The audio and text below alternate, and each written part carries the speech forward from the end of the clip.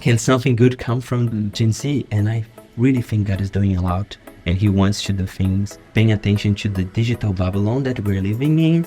This generation is trying to answer the most important questions, like who am I, where I'm going, what's the purpose of life. They are aiming for a kind of life. They have an ideal of life. But if it is not the gospel, the story of the redemption, the story that are inserted is a wrong story that will lead to chaos, will lead to destruction, you know?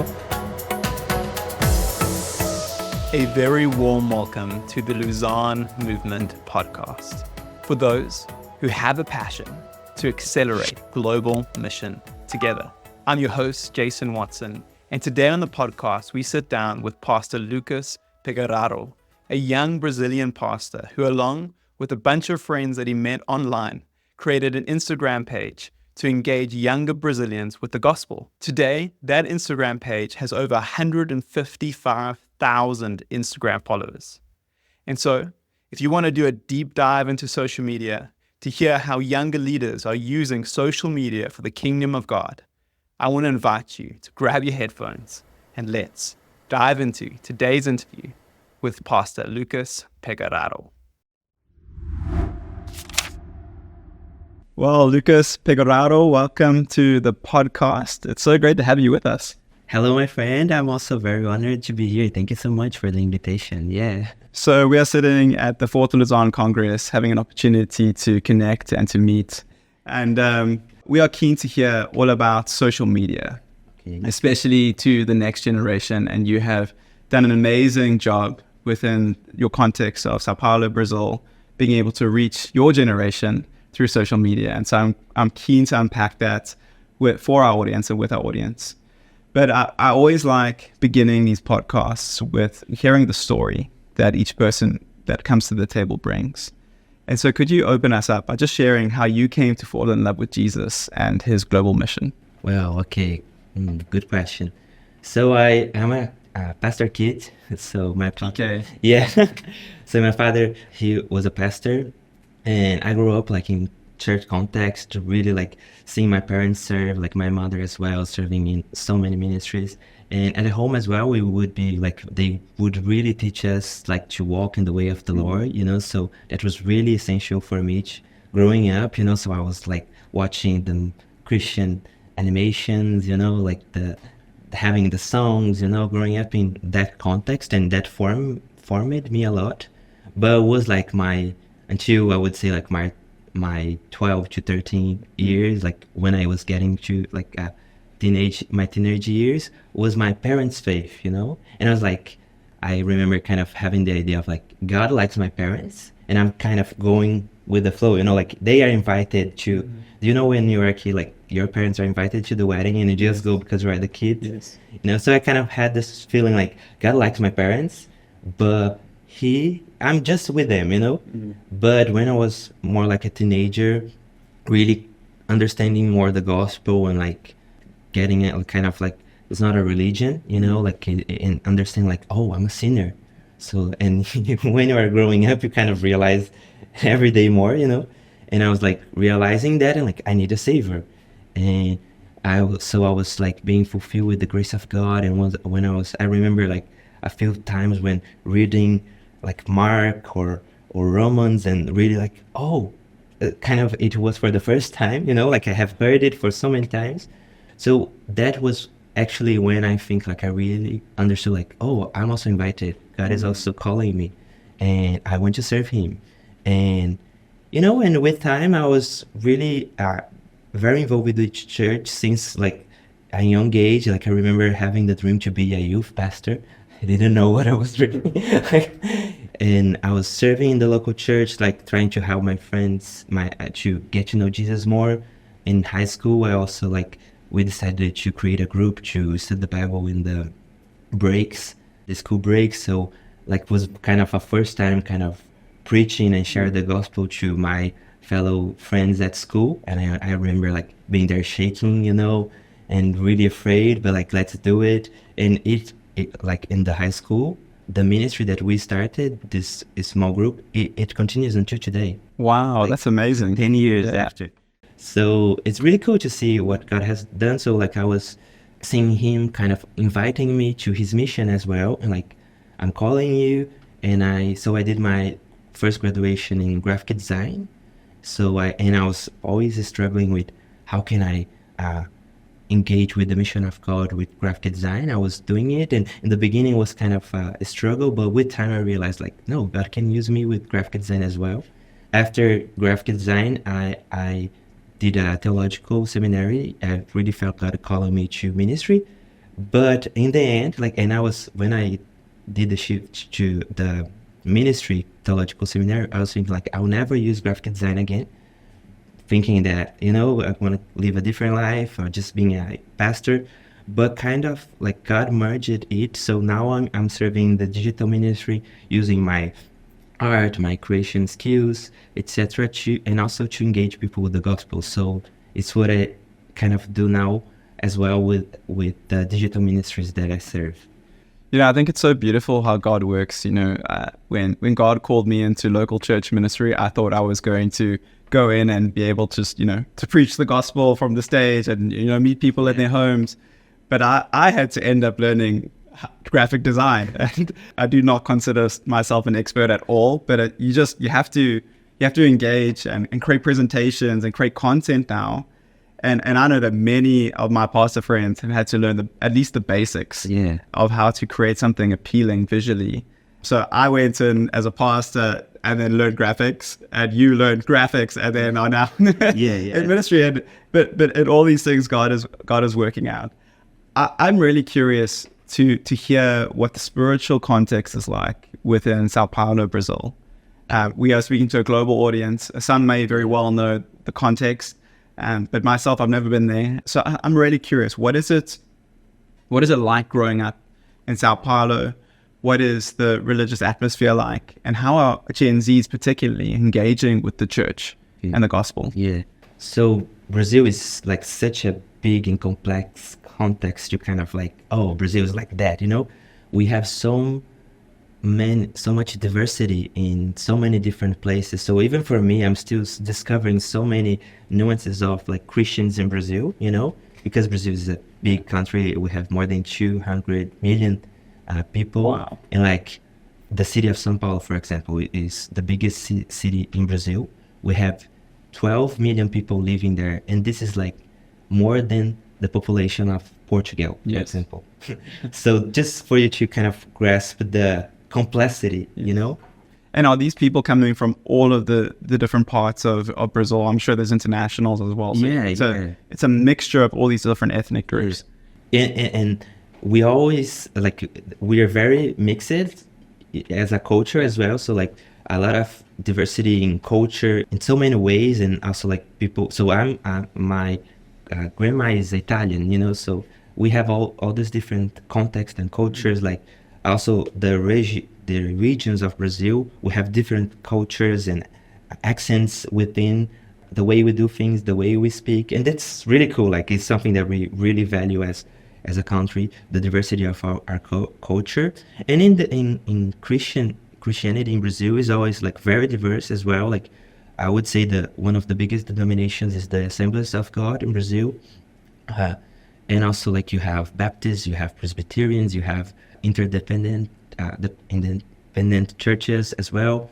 And a lot of ministries are starting, and good things, also sometimes bad things that go to like prosperity gospel stuff, and yeah, it's a big thing. And for our generation, I would say like I see at least for my local context, I see a big hunger for God, but at the same time, disillusion with religion institutions, and like a lot of people getting out of the church, for like we are a very Christian-like country. Like Catholicism is very huge in Brazil, and evangelicalism, Protestantism will become the biggest religion in Brazil in the next years. Wow. So I remember like at school, I was a bit afraid sometimes to say like, oh, I'm evangelical, because everybody was a Catholic or something. Yes. Yeah. But now like everybody kind of, even the culture kind of already has like some jokes and some kind of, I would say, evangelical culture, gospel things in what we do in our daily lives. Everybody know like evangelical Christian. So it's very getting to the culture, but at the same time we have big challenges to kind of like know how to speak to this new generation, because I feel that some of them like they're a bit frustrated. So like my generation, I see a lot of people that grow up in church and watch the same Christian kids movies that I watched as a kid, you know. Now they're like really getting apart from the Lord just because the church was not able to answer what they were asking, and a lot of frustration with religion. So this is one part of it, but also I think there is a big hunger. Like I see a willing for more of God, and I sometimes talking with the people that I lead, the teenagers there, I just think like, oh, they are more Christians than me, you know, like they're so hungry for God. They really want to serve and they want to learn. So yeah, I think they really are willing for community and for purpose. So the reason why you and I ended up connecting here at the Congress was I was speaking to Brazilian participants and I said, I would love to be able to interview some Brazilians on the podcast. Who do you have in mind? And Lucas was the very first person that came to mind. She was generous. And she told me all about your social media ministry. Efeito Prisma. Efeito Prisma. Yeah, you said right. Really? Yeah. Fantastic. Okay. And in English, it's the Prism Effect. Yeah. Prism Effect. Tell us about your social media platform. We'll link to it in the show notes. But you're sitting at about 150,000 or so followers. Is that correct? Yeah. How did that come about? And I mean, for me, I've got a couple of hundred people on Instagram, and I've had Instagram since 2009 or something like that. So like my mind cannot actually like grasp the magnitude of how many people that is. But that began just you and two friends. Yeah. Can you tell us about the story and what you're trying to achieve through that account? Yeah, okay. So together with two friends, and we actually didn't we met on the internet. So that's also something cool to say. So we met on the internet and we kind of like follow each other, and kind of like, you know, you just met a person in that one church that you went one day, you know, and you became kind of friends, you know, and we were following each other. And one of these friends, Gabriel, he sometimes would do some videos kind of like explaining some Christian concepts, and it would be like really good videos, motion graphic videos. And we were kind of like in our different contexts, local churches, we would have this, I would say like this pain in just saying in our local church, in our local context, like our generation really struggle with dualism. So like people having difficulty to live the Christian faith in their ordinary lives. It's like, I'm a Christian on Sunday, but like how to engage with culture? How can I be a Christian at work? Like what has my job to do, and what I should do, what has to do with what Jesus is teaching, you know? So there is kind of like a distance. So I have this Christian faith in the abstract word, but does not relate to the ordinary life that I live. And I even like for me, as I remember being a teenager, and after youth group, you just like hang out with your friends, you know, and we were like hanging out after service. I remember this example when we started talking about the service and like what God was telling us, and one teenager said like, oh, we already get out of the church, let's change the subject, you know? So this dualistic view, like, oh, we left God at church and now let's just live our ordinary lives and speak about our real life, you know? Yeah.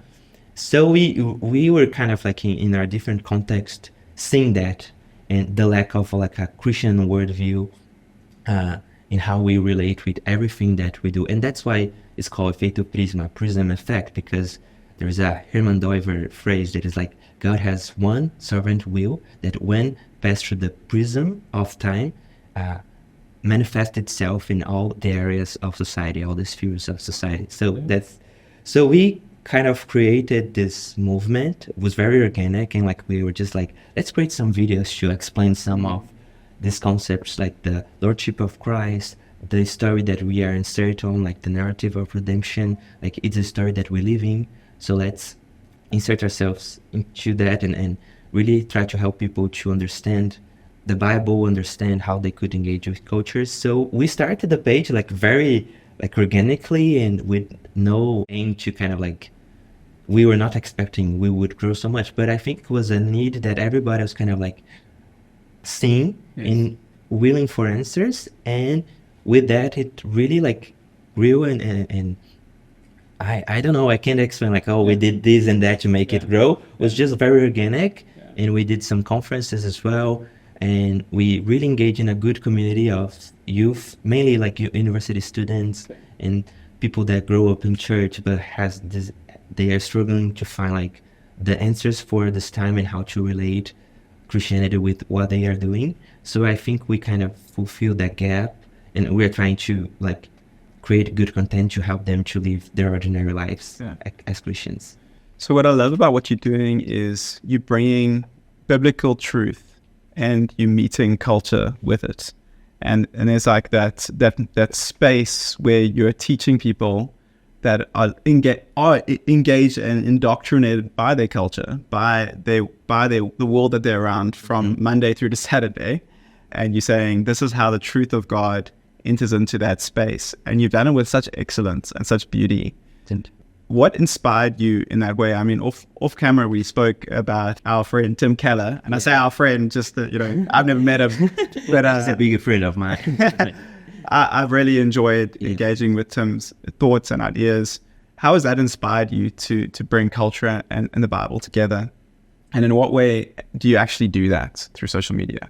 Yeah, so I think like like Francis Schaeffer, Tim Keller, I think they are good as exponents of like the biblical truth in a secular world, you know. So the questions that are made today, they are different than the ones before, like 20 years ago and even less time. And sometimes what we see is just like Christians being biblical but not being able to answer the right questions. Yes. And they're just like losing so many people because they have this big barrier that they are not listening, you know. And you have on the other side a lot of people that are paying attention to the questions but are giving up on the Bible because like the Bible has nothing to say to that. The Bible is a book from the past. So I think like people like Tim Keller, Francis Schaeffer, and so many others, they really kind of, I think, find the balance to be biblical and also speak to the context, to a secular word, you know, and kind of also see the idols of these times, because there are so many idols, and respond to that with biblical truth. So we try to do that, kind of creating content and posting some videos and like some posts. So we address usually some difficult topics, and it's hard, but we try to do that in a very, very following like the path of our leaders and mentors, and like what the Tim Keller already said so much, for example, and we're just like drinking a lot from him and trying to change that or explain that in a beautiful way to a new generation, you know? So one of the things that I struggle with when it comes to culture is, you know, there's that famous illustration of like the social imaginary. We're like fish in the ocean, and there's that story of the older fish speaking to the younger fish, saying like, "Hey, how's the water today?" And the younger fish looks at him and says, "What's water?" Yeah, you know, like, because he has no concept of anything outside of that water. And I'm so aware that when I think of my own context in South Africa, in my city Pretoria, that I've been living there for so long, that the culture is just, it's a part of me. Yeah. And how do I actually begin to dissect it and to realize, oh, these are ways in which the scriptures need to speak into this specific culture of mine. And I've been struggling to identify, you know, like as I preach to the people in my church, as I engage with students, like how do I identify the needs of the culture that the scriptures can speak into? How have you guys gone about identifying those elements? I'll try to answer. If I don't give a good answer, you can help me with other questions. Yeah. But I think like usually we have 3 ways of approaching culture. Sometimes we are always engaging culture and we don't see it. So, like, even if we're trying to not be secularized people, in so many ways we are, you know.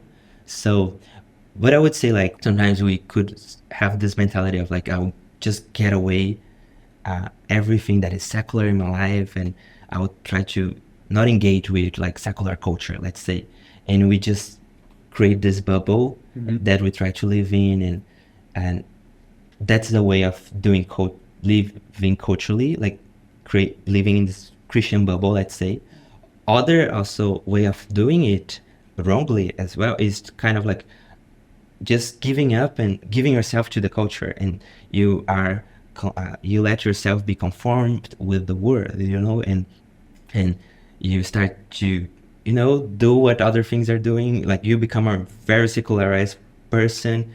So I think we need to find, and it is what some authors would say, like a faithful presence in the word. So like Daniel and Esther, they were in a very different culture and context, but they were sensitive with the story of God that they were inserted, and how God was speaking to it, and they were like they would be there. So it's not a bubble, like, so they would be there working, studying, serving the government, like Daniel, but at the same time, when the people would ask, or things like their faithfulness would be like put in trial, they would remain faithful, and they would express it. And I think like one of the good ways is just like paying attention to the digital Babylon that we're living in. So seeing that like what we all live by a worldview, and this generation is trying to answer the most important questions, like who am I, where I'm going, what's the purpose of life. They probably are doing it not intentionally, like thinking about it, but they are aiming for a kind of life. They have an ideal of life. But if it is not the gospel, the story of the redemption, the story that are inserted is a wrong story that will lead to chaos, will lead to destruction, So we need to, I would say, like for this time and for this generation, how we reach them, how we kind of see the culture, we need to pay attention of the narratives that we are inserted of. Like they are moving our generations. Like I see some of the youth, the teenagers in my church, they're like, oh, I want to be influencer. I want to be a YouTuber. Oh, I need to work a lot because I need to have money, So those are narratives that are being put to them to kind of like, this is how you're gonna find the purpose of a life. So like these days we have the self narrative. So like if I give myself into what I desire, what I desire more, if I follow my heart, I'll be happy. So this is a narrative of a secular world, and like we see a lot of that, like the culture is saying, we see a lot of that in movies. So like movies are telling us his stories of people trying to find purpose. So we just had recently the Barbie movie. So we had that popular song of Billie Eilish, "What I Was Made For," and it's such a deep song, like good question, like what I was made for. But in the end of the movie, like how the movie answers it, you are made to be what you want to be, who you want to be, Yeah. So, and you're just like, oh, this is not biblical. Like what? So I would say like we need to understand the parallel narratives that are trying to construct the mindset of this generation, and fight it with the gospel. And what's the right narrative? The narrative of redemption. We were created, we fall, but God has brought us redemption through Jesus Christ, and we are living in a time getting ready to the kingdom of God to come, heaven and earth getting united. So we need to help our generation to insert themselves in these stories. So if I'm living the right narrative, I'll not be so much worried about being an influential person, of having fame, of having money, because I will realize these are just idols. This is just Babylon. But I will be living in Babylon, but not being from Babylon. Yeah.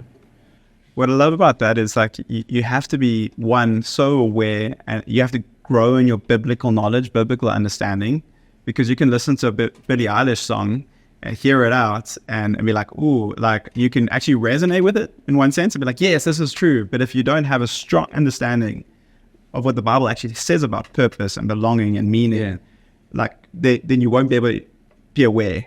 And so there's like this challenge of growing in our understanding, but also engaging in culture, listening to that Billie Eilish song, watching that movie that other people are watching, and being able to engage with it and say, with the intention, with their lens of how does this align with scripture? Yeah. And that's what I've seen you guys are doing so well on your social media page. And I would imagine that's why people are resonating with it, because you're meeting with them where they are. Yes. In the Barbie movie. Yeah. I want to talk to you about social media and just get into the nitty gritty of it. You know, so many of us, we are aware. So let me put myself into my own local church context. I'm aware that social media is important. I'm aware that I need to have some sort of social media presence as a pastor and as a church and as a ministry.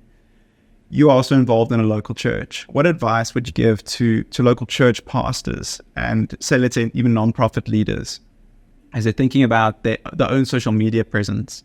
How do they take what they are doing and meet culture in that space on social media?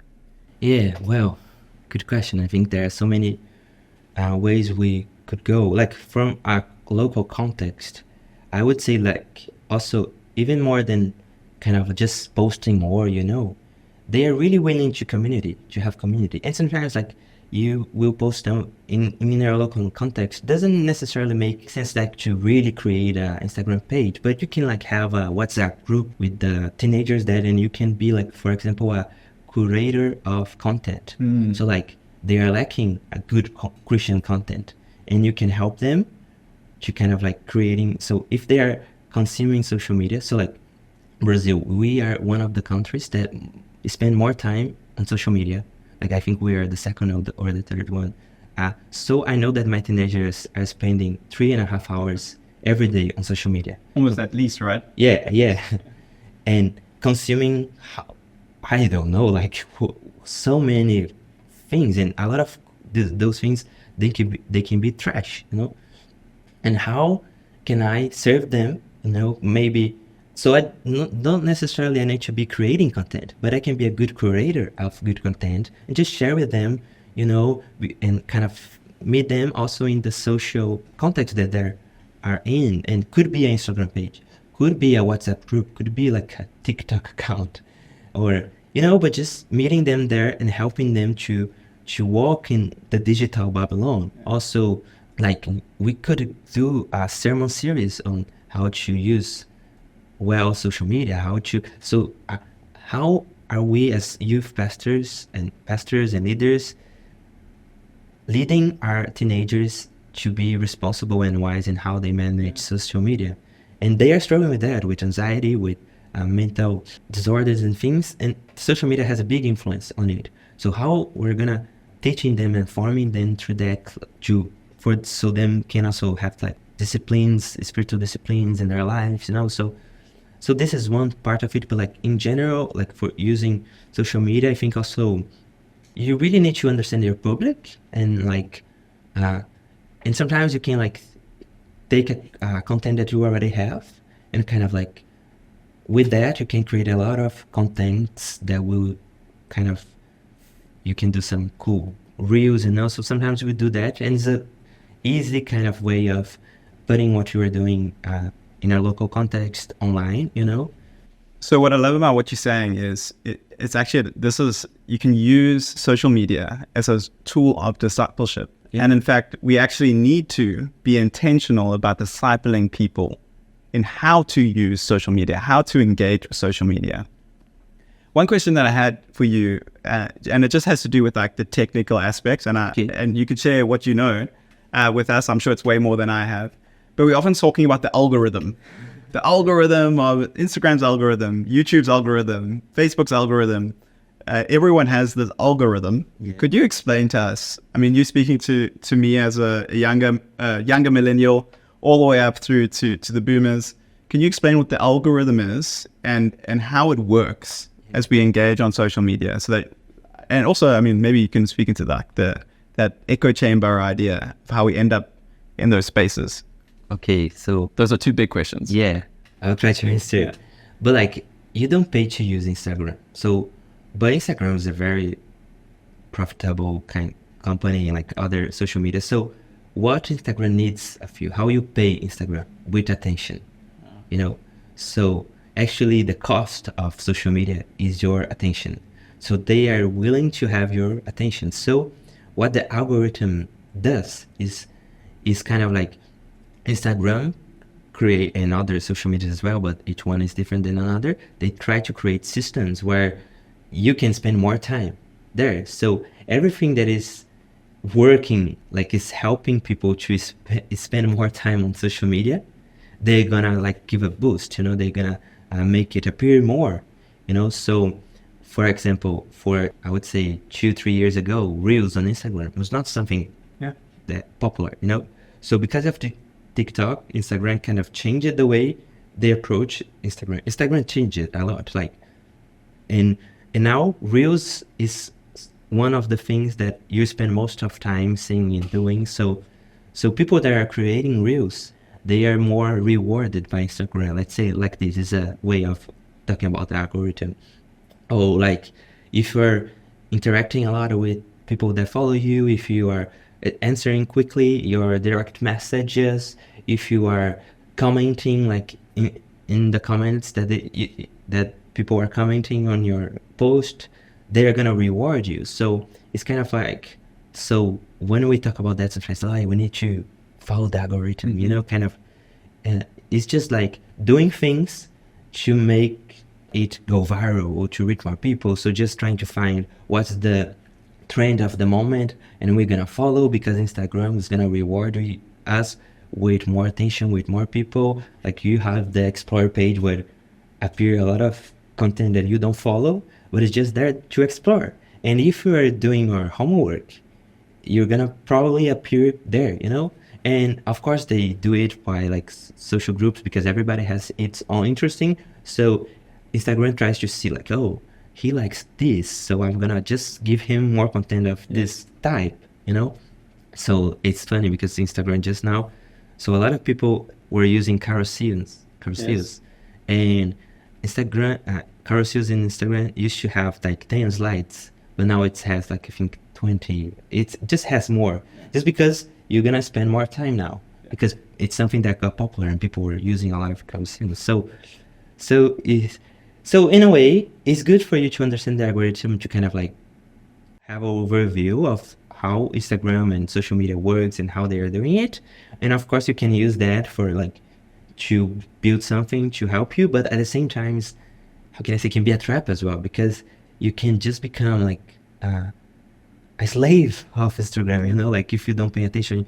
And so we sometimes face that on our social media account, kind of like, oh, if we do not post something, we're gonna lose followers. Instagram will stop rewarding us, and we're gonna just like, they will not make our content appear more into people's page. So we need to post, you know. And when you have this kind of thought, you just need to like, no, but I'm not serving Instagram. I'm serving the Lord and using Instagram to do what I need to do, but I'm not slave of Instagram rhythm and way of doing it, because it can be also like a idol. Yeah. So there's like this element of, as a creator, which all of us are if you have an account, there's certain things that you can do as long as you are suiting Instagram, it'll begin to prioritize your content. There's that. But then there's also like this personal awareness that we need in terms of when we begin to follow content, it recognizes that we enjoy that kind of content. So it feeds us more of that kind of content because it wants our attention. It's like you were saying, I remember Mark Sayers, a pastor in Australia, spoke about that we are living in the attention economy, meaning that the economy is fueled by the attention that we give. I think we first experienced this on a global scale during COVID, when you had just this huge divide of yes, like immunization, no, that's evil. And everyone was kind of like, you ended up following the kind of content that kind of fitted it, and you might start in the middle, but eventually all the content that you're receiving is about that idea. Yeah. And then you speaking to someone who's now also gone in this direction, but they're also only receiving that content, and no one can talk to each other because they're saying everyone is saying this, and they saying no, but everyone is saying this. Yeah. And for me, that was when I realized, oh, this algorithm is discipling us. It's forming us. It's forming us because it's feeding us. We might start with one idea and our ideas become more extreme because we're going down into that, we going deeper and deeper into that echo chamber until eventually it doesn't want to give us anything like that because we don't engage with it. What do you have to say about that, just in terms of discipleship? Do you have anything? Oh yeah, definitely. It's a polarized world that we live in, and we see that in what we do, and like we in the content that we create, we kind of try to create this unity and kind of like talk with everybody. So like in Brazil elections, everybody was so polarized, and our kind of social media content and the direction that we choose to do and to post things and to speak to the culture is actually speaking about this polarization and how it was affecting the Christian in Brazil, so like we're really like we need to reconcile, we need to be we are followers of Christ, not like left or right, so like, and it was funny because some people would come like and say, oh, you're very conservative, and the others would come like, oh, you're very liberal, like, so they would just, which one are you? Are you liberal or conservative? yes, like, so you're in the middle. The extremists, the polarization kind of makes people just stop listening, and they just fits you in a box, and like, I'm not in a I'm a Christian, I'm a follower of Jesus, I'm not in an ideological box, and could be neither one and another, I'm a follower of Jesus, and of course Jesus would speak in topics that sometimes are some idea has a focus on it, but like it's out of it, Yeah. Tim Mackie speaks about the third way, and that's really when we bring culture and the Bible together, we're now entering into the third way. Yeah, we different from the rest of the world. I would love to hear how from your ministry on Instagram, some testimonies of how people entered into possibly relationship with Christ or deepening relationship with Christ. You mentioned a few to me outside of this recording. I would love to hear how God is moving through your ministry on Instagram. Yeah, so it's really, sometimes we don't have the idea because it's just like, it's a screen. We don't know how many people we are reaching. So it's really cool. Like, we just had a conference, and the theme of the conference was unity. And it's really cool, like, because we saw a lot of people that came to the conference, they were like, I was almost giving up Christianity, or like I was struggling to find like a community that could answer these questions, and your ministry, what you're doing, it's helping me a lot. Also, like, people in arts, a lot of artists follows us, and they sometimes, because of the dualistic view, a lot of them would think like, oh, I can be an artist and be a Christian, or God has nothing to say to my field of work, and they would just like kind of follow and create new things and create projects, just inspired by this understanding that God created art, God created beauty, so you can be a creator, you can be an artist, and an artist that glorifies God. And this is the kind of testimonies we kind of have, like university students as well, kind of like using our content also in their Bible studies at university, local churches also. So I also think, like, as a youth pastor, a lot of youth pastors as well struggle to talk with this generation. And I think some testimonies also, like, pastors coming to us and saying like, oh, you helped us to understand the generation, and we are using what you are creating in our sermon series, in our Bible studies, our small groups. So this is really cool. Like, I never would imagine that. So let's just imagine that there's someone sitting at this table and they've heard everything you've said, and they say, Lucas, like, it sounds amazing what you're doing for Brazilians. I'm an artist, I'm a creative designer, I have an interest in reaching the next generation through social media. What are some words of advice for them to apply what you've learned in their own context? Well, I would say, yeah, there are so many things to say as well, but like, I think you should share it, and also don't be afraid, because, so just as we started, like 3 friends, ordinary friends, seeing a need and trying to answer the need and creating, we just put the content out there, and God made it something that bigger than us. And you mentioned it like Tim Mackey, like you just think about how Bible Project started as well. So Tim is a local pastor seeing a need of like teach people with the Bible. For a long time, he did a few videos like in a very local context, kind of like I think the book, like a 5 minutes explaining of each book of the Bible. He posted on the internet. A few years later, he met with this other friend of him, like John Collins, that has a studio, and they're like, oh, we should do that to help people understand the Bible as a unified story that leads to Jesus. And they started, and now it's like a big project that is helping a lot of people. So I think like to the artists out there, I would say like, in the creative people, what is in front of you? Wow. Like what is in front of you that you're seeing a need, or you're just have this idea of a project, or like a piece of art, a documentary, reels, like just start there. And even I would say like, if you are in a local context, start thinking about how to reach the people, your friends, the people close to you, because it's really cool. Because when you reach them and this serve to them, probably is gonna also serve to the rest of the world. So having this mindset of just serve what is in front of me, and being create a bridge, to speak to the people that I'm already serving with my gifts. So like even in my story, it was funny because I was doing in my graphic design degree, I was trying to create like some infographics and some things to help my friends, to get to know more the Bible and to know more Jesus. And I would share like a art illustration that I did in my Instagram and it's funny how like God started putting new things, new ideas, new project. So if you're starting now, not necessarily will be like a big thing, Yeah. but if you just start putting things out there, you open space to actually create more things in the future that actually can reach a lot of people as well. And actually also don't necessarily needs to reach so many people, like you just need to be faithful in the gifts that you have, in the context that you are in, and I think God is gonna bless you, That's so good. And, as I reflect on like Tim Mackey's story, for instance, I mean, I was a young pastor looking for content to engage my people with. I remember particularly, I was preparing a message on the holiness of God for our evening service at church.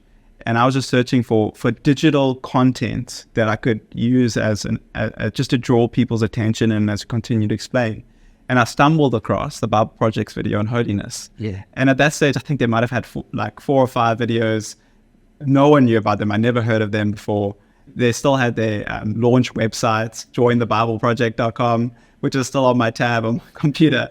But they produced something that was helpful, that they needed for themselves, and they met that need, and that need was true for everyone. Yeah. And that, for me, it almost strikes a similar chord for what you're doing. You were meeting a need in yourself that was actually a need for your generation. And it's so beautiful to see that. And there's so much more need. Yeah. So much more need. Let's talk about the digital mission space. In your perspective, like what is the future of digital mission? I think it's a field to reach, like it's a high mountain to go and preach, And I think we still need to find like the balance. I just think sometimes we're very oversaturated with content these days. And maybe the next movement would be like a step back as well. Like in a sense, I don't know.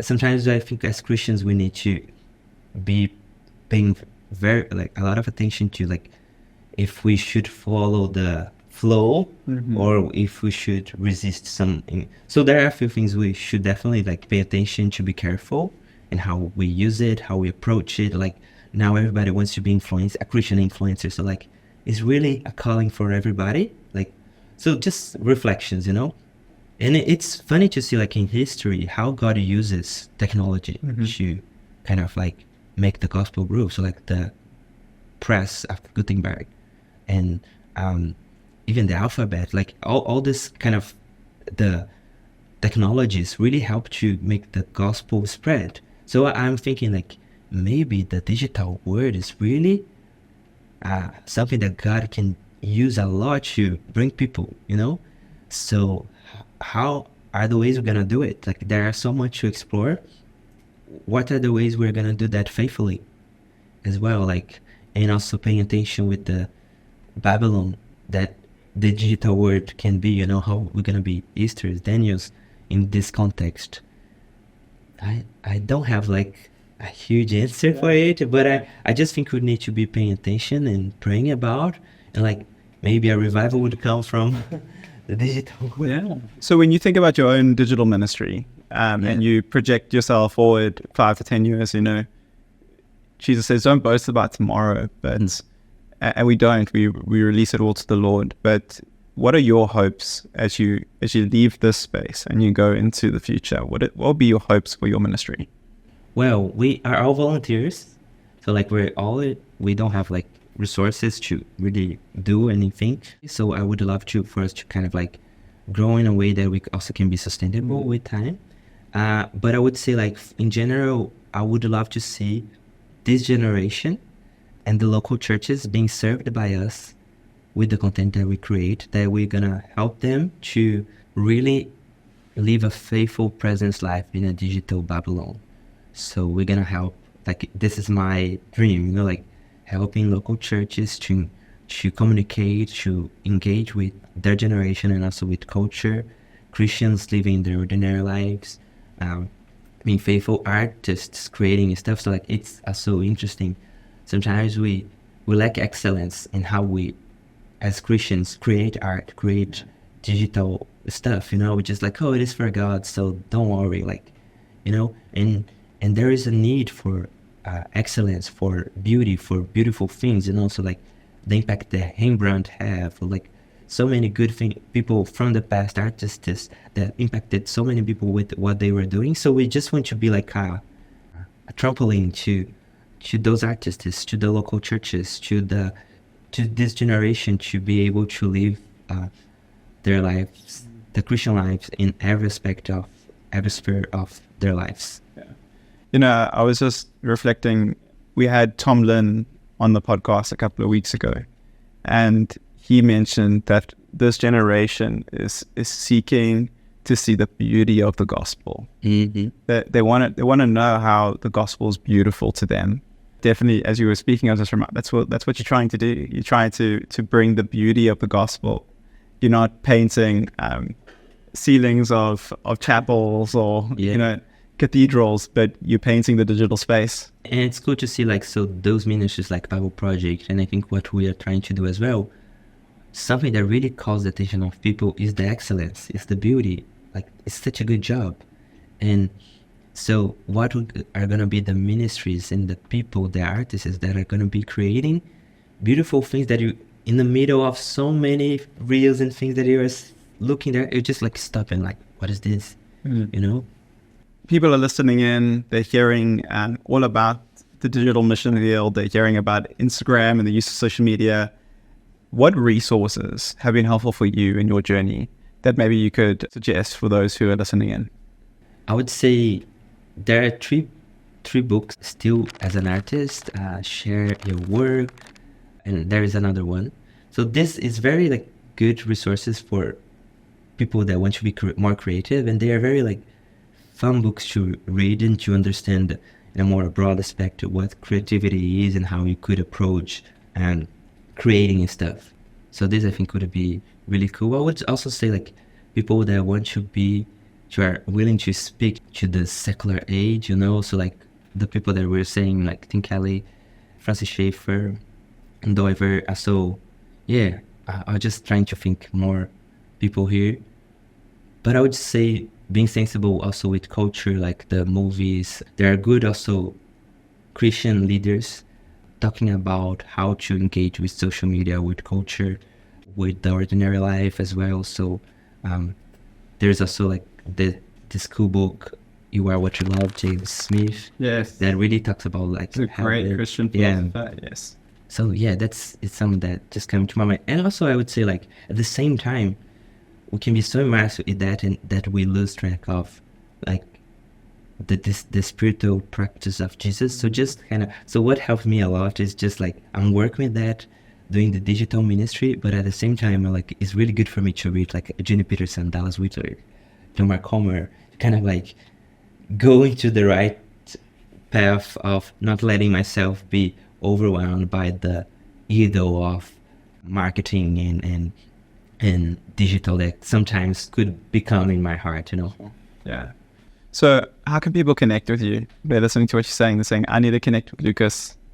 Is there any way that they can do that? Yeah, okay. They can find me on my Instagram page. So lucas.pegoraro. So it's a hard name to pronounce, but Especially for a South African.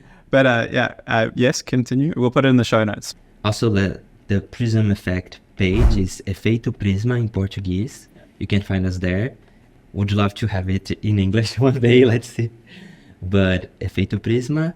And yeah, that's it. I help to oversee the Portuguese Bible Project in Brazil, so helping with the production and the marketing. So you can also find me in the Bible, not me, but the Bible Project content in Portuguese that we do as Bible Project Portuguese. Wonderful. Are you a Portuguese voice? Do you speak in? No. That would be I'm not cool. the team maker.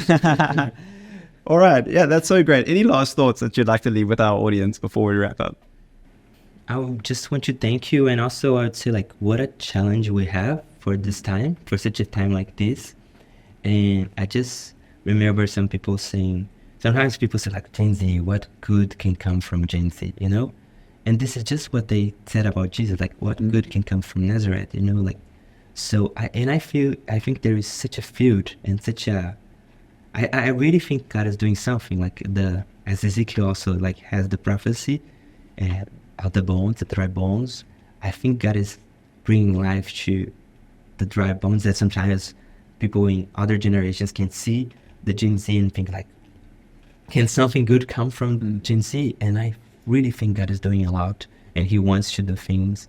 He's doing new things, and I just would like say that we prayerfully keep faithful, trying to listen, trying to be sensitive, and trying to obey where God is leading us. Wonderful. Lucas, thank you so much for joining us on the podcast, sharing your insights.